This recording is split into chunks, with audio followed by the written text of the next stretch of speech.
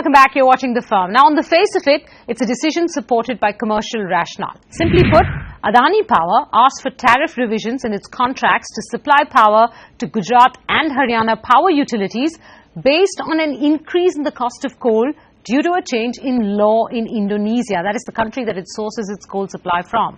Now, the CERC denied that the change in Indonesian law amounted to force majeure, but granted frustration of contract on grounds that if the price escalation is on account of some event which was beyond the contemplation of the parties, in this case Adani Power, then the impact of price variation needs to be duly considered and addressed in order to enable the parties to continue to perform their obligations under the contract. The CERC went on to say that Adani Power needs to be compensated for the intervening period with a compensation package over and above the tariff discovered through competitive bidding. It's meant to be a variable compensation package, and a committee will be set up to decide on the increase in tariff. As the CERC says, this may be a pragmatic way to make the PPAs workable while ensuring supply of power to consumers at competitive rates.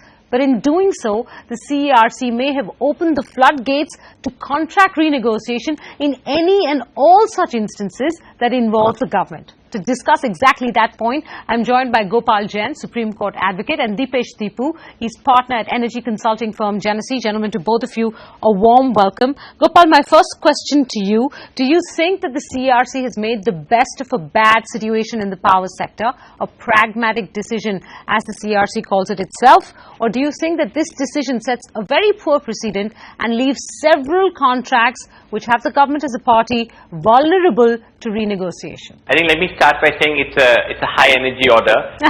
The mood in the sector was you required a boost or a fillip, and the fact that the CERC has looked at the larger interests of the energy sector as a whole, has taken a pragmatic view and given what I call a forward-looking approach and a perspective to this matter. So I think as a start we should say that look, they have applied sound regulatory principles and have given some meaning to compensatory variable tariff, and yet at the same time they have taken care to say that this is for a provisional or an interim period till such time as this problem is there. As you rightly said, this does also throw up certain issues about the sanctity of contracts and this whole bidding process. But I think as an opening comment I would like to say that sensing the mood of the hour, I think this is a fairly forward-looking and pragmatic decision that they've taken. All right, Dipesh, would you also term it as pragmatic, given that Adani had the opportunity to quote escalable charges? In other words, it could have kept the fuel price as a variable charge in its bid component, as did other bidders. Instead, it quoted fixed prices for 20 years, knowing fully well, as a company in its position that would do, that fuel prices come laden with uncertainties over such long periods of time. Prices are always subject to change, and countries often do impose additional costs, taxes or levies when it comes to resources. So did they really deserve this relief? We have seen that in the past there has been cases of resource nationalism, and in Indonesia that has really happened now.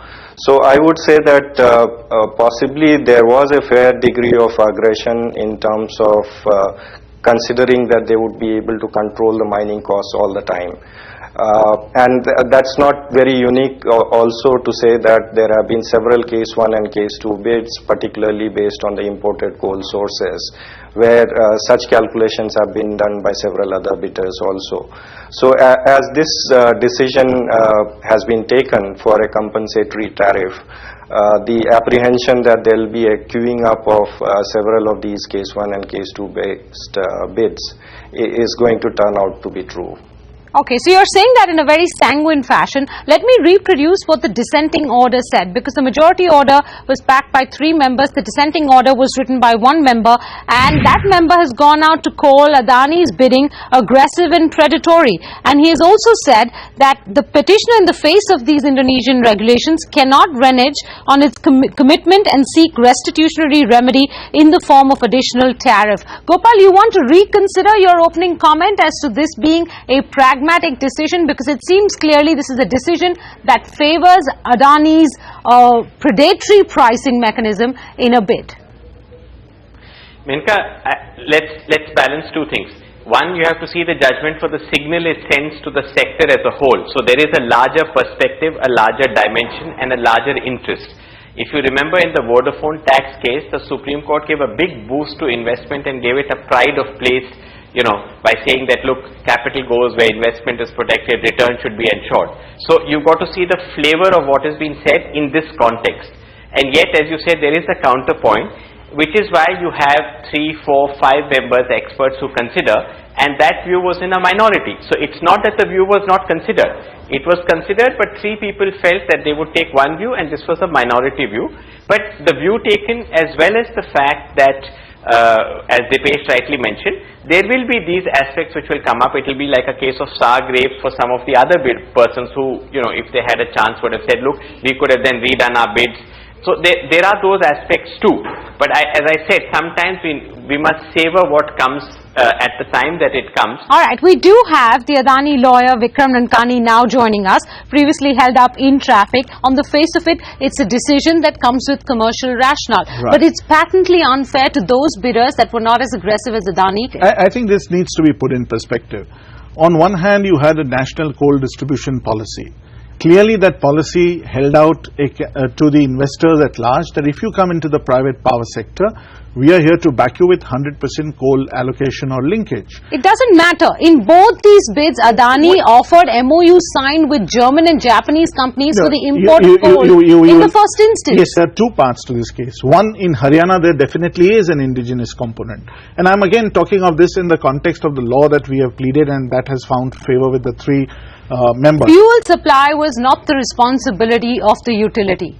It is so. It is so. So why should the utility bear the higher cost and eventually consumers bear the higher cost because Adani did its math wrong? As I said, it's an amalgam of various factors. After all, doctrine of frustration is a well-recognized, globally recognized exception to the law of binding contracts. So this provision is pretty much the part of the same contract law of which we are talking about sanctity. So this, if you have a case which post the contract results in impossibility of performance, you're not going to have an asset sitting there which becomes an NPA with lenders with more than thousands of crores at stake, allowing it to just perish. And by the time you build fresh capacities, what are you going to look at? You're going to look at a consumer paying 5 rupees to 7 rupees. Why are we even talking about fresh capacities? Let me quote the minority order to all 3 of you. Yes. And it's very clear here that it is not the job of the utility to bear the additional cost. If the contract has now become onerous upon the supplier. Let me correct this. It's not an Adani specific issue. It's an We are talking about an Adani situation and decision right now. Undoubtedly, but this decision is universal in its application. It doesn't say anywhere that it is universal and applies to similar other situations as well. We know that there are other matters. But the order doesn't say so. No, we are saying, the CRC knows that as well, but the CRC in this order has at least not specified that this applies to all other similar situations. But let's not shy away from the fact. Let's not shy, because this is something of which is reported, well reported in media. There have been representations made to the PMO's office. There have been a large number of matters which have been taken up, and they are still pending in CERC. All right, Dipesh, I'm not just concerned about the fact that this opens up the floodgates and makes all such contracts where the government is party vulnerable to renegotiation, but I'm also concerned about the fact that this could make the grounds for renegotiation fairly fickle, right? Because in this case, Adani should have been able to control its fuel pricing, and if it didn't, it was a risk that it should have borne. Instead, now other suppliers will be able to pass on this risk to the utilities. Yes, I agree, and I think not just the principle about the renegotiation on the contracts which have already been signed, but also the difficulty of arriving at this compensatory tariff itself.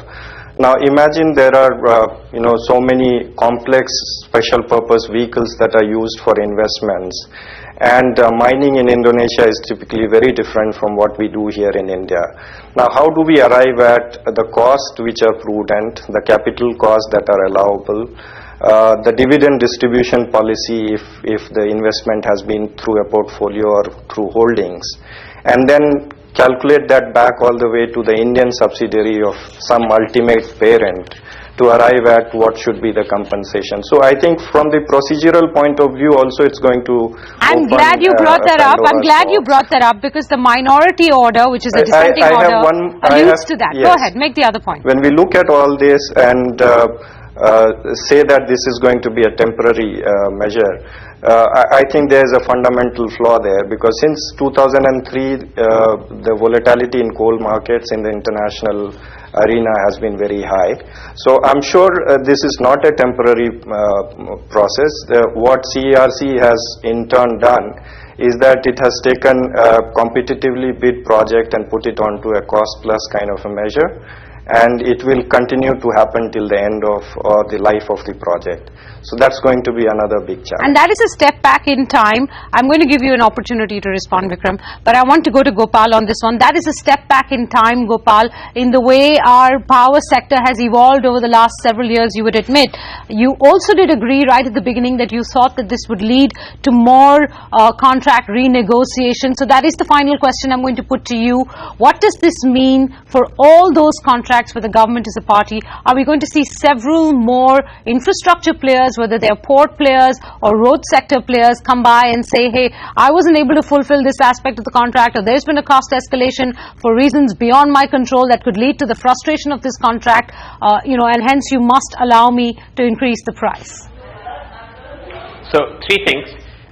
Does it give, is there a solution here and the solution outweighs the problem? One way of looking at it. Second, it's not that this is the only case of contract negotiation. I have looked at issues in the airport sector and the telecom sector where this exactly similar issues have come up. The road transport sector you mentioned, two major projects are currently under review. There is some renegotiation. So like I said, and Vikram also said, you have to see the context perspective where a particular sector is. Can you give it a fillip? Can you give a larger signal which goes beyond Adani? But sure, that the fact that there is such an order and there is a sort of variable tariff by measure of compensation for a stopgap or an interim period, as a principle or a precedent, it could be applied to other persons in this sector. It could be borrowed by other regulators in other sector. That is certainly a possibility, because as you know, that good practices in India, regulatory best practices, are always replicated. One just borrows from the other and applies the same principle. But just to end by saying, I see this more as providing a solution than creating problems. As you know, that the standard bid document has now been amended. Fuel has been allowed as a pass-through in all future standard bid documents. So we may not come upon this situation again. All right, that's fine. a result of a big learning curve which was there. There was a phase where this industry was trying to learn to come to grips with what the real tariff would be.